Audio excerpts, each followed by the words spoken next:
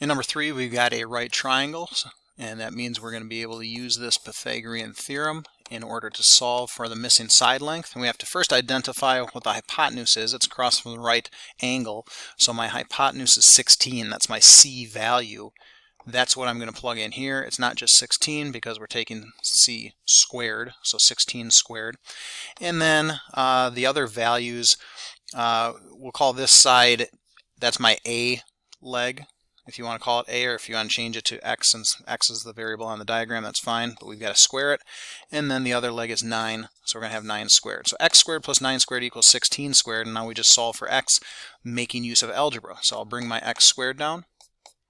9 squared is 81, and 16 squared is 256. And now I want to get this X squared by itself, so I'm going to subtract away 81 from the left side, and if I do it on the left, I have to do it on the right. Okay, so if I subtract away 81, I'm left with X squared over here, and if I subtract 81 on the right side, I'm left with 175. Okay, I don't want X squared, I want to get X. To do that, I take the square root. Okay, that'll leave me with X, and if I do it on one side, again, I have to do it on the other side. So X is the square root of 175. And I try to break that down into a simpler radical form if I can. I notice that looks like a bunch of quarters, right? 25 times 7 is another way to say this. So this is the square root of 25 times 7.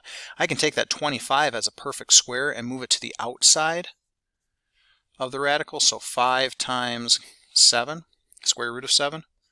That would be the simplest radical form. It's a simplified way of saying square root of 175. And that's the distance for that leg of this right triangle. If you wanted to get an approximation, you could put that in your calculator and see approximately what that would be. But this is the most accurate simplified version of radical form.